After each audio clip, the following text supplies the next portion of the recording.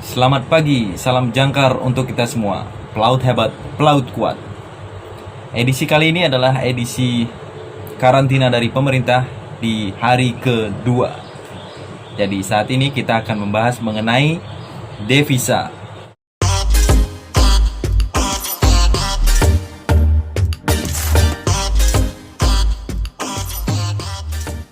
Oke, mungkin kamu adalah seorang PMI ya. Sekarang PMI lagi ngetren.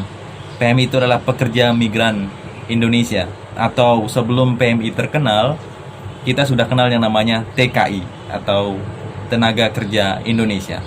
TKI, PMI intinya sama. Semuanya bekerja di luar negeri. Nah, bagi kalian seorang PMI pasti kenal yang namanya devisa. Sumber devisa negara. TKI atau PMI adalah sumber devisa negara. PMI sering menyumbang banyak devisa negara. Tapi apa sih artinya devisa? Apa kamu tahu? Nah, di video kali ini saya akan menjelaskan apa itu devisa dan dari mana datangnya devisa, apa pembagian devisa, dan segala hal yang pastinya kamu perlu tahu jika kamu adalah seorang PMI yang menyumbang devisa untuk negara. Oke, yang pertama kita akan bahas mengenai pengertian dari devisa itu sendiri. Jadi devisa adalah segala jenis barang yang bisa dijadikan sebagai alat tukar internasional. Contoh devisa adalah mata uang asing, emas, dan surat berharga yang bisa dijadikan sebagai alat transaksi internasional. Kalau kita berbicara mengenai valuta asing adalah mata uang asing, namun tidak semua mata uang internasional yang bisa digunakan sebagai alat tukar.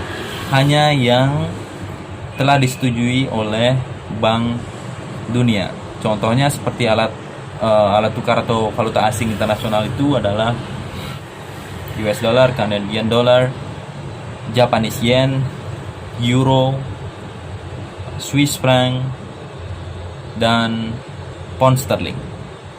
Jadi itu adalah pengertian dari devisa. Selanjutnya kita akan bahas mengenai jenis dan macam-macam devisa. Nah, sekarang saya anggap kalian sudah tahu mengenai pengertian dari devisa, dan sekarang kita akan lanjut ke tahap berikutnya, yaitu mengerti mengenai jenis-jenis devisa. Jadi devisa itu dibagi menjadi beberapa jenis. Tepatnya dua jenis. Yang pertama adalah devisa berdasarkan wujudnya. Yang kedua adalah devisa berdasarkan sumbernya. Oke, dan supaya lebih mudah kita akan bahas satu persatu ya secara detail.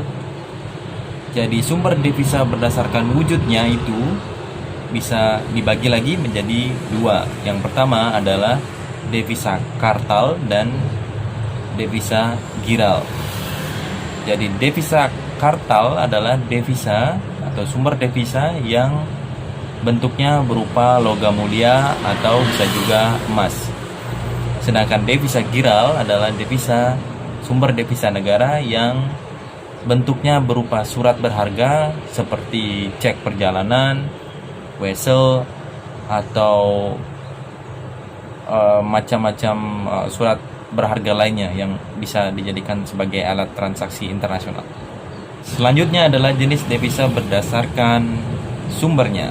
Yang pertama adalah devisa kredit, yang kedua adalah devisa umum. Devisa kredit adalah devisa yang didapatkan oleh negara dari pinjaman luar negeri atau pinjaman dari Bank Dunia. Nah, pinjaman itu kemudian disalurkan sebagai kredit kepada masyarakat dan negara memperoleh devisa kredit. Yang kedua adalah devisa umum. Adalah devisa yang diperoleh oleh negara dari aktivitas seperti jasa-jasa. Contohnya adalah impor barang misalnya. Jadi jasa ekspor impor itu pemerintah juga mendapatkan yang namanya devisa negara.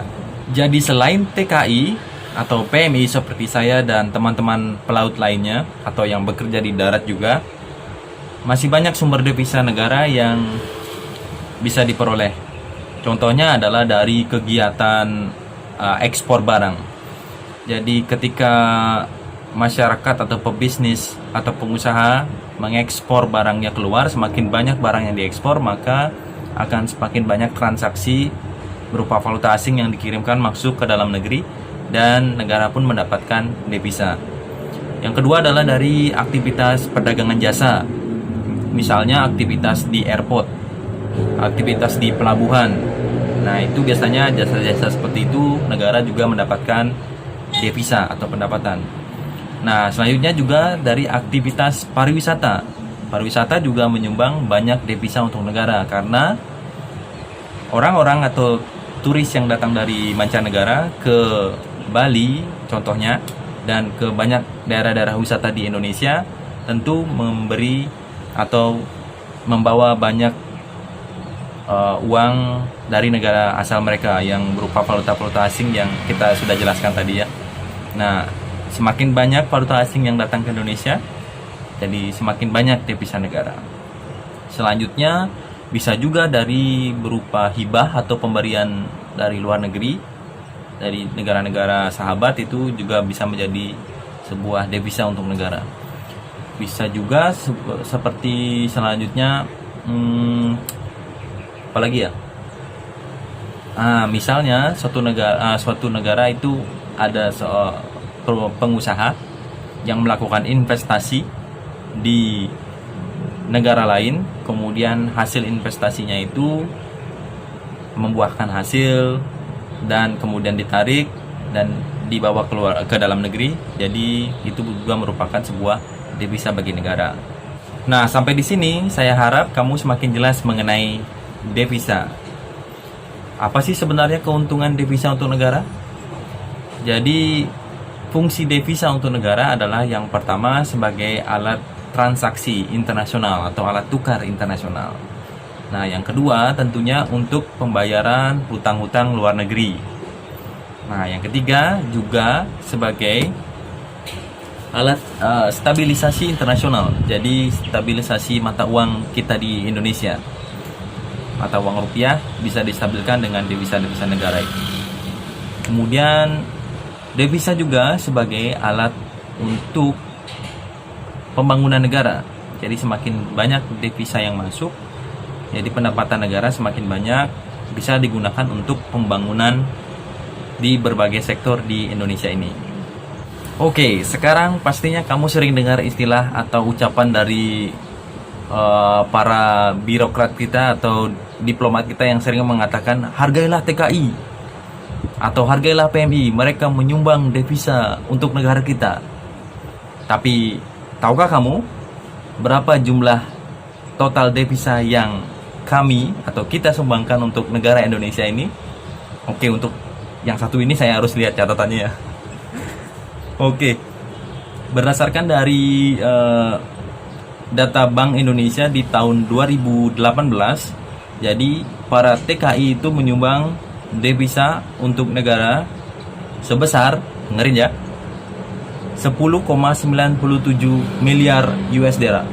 10,97 miliar US dollar. Atau kalau dirupiahkan itu sejumlah 153,585 triliun rupiah. Banyak sekali. Jadi benar, hargalah kami, hargalah TKI. Sekian untuk episode kali ini. Sampai jumpa lagi di edisi karantina besok di hari ketiga. Dadah.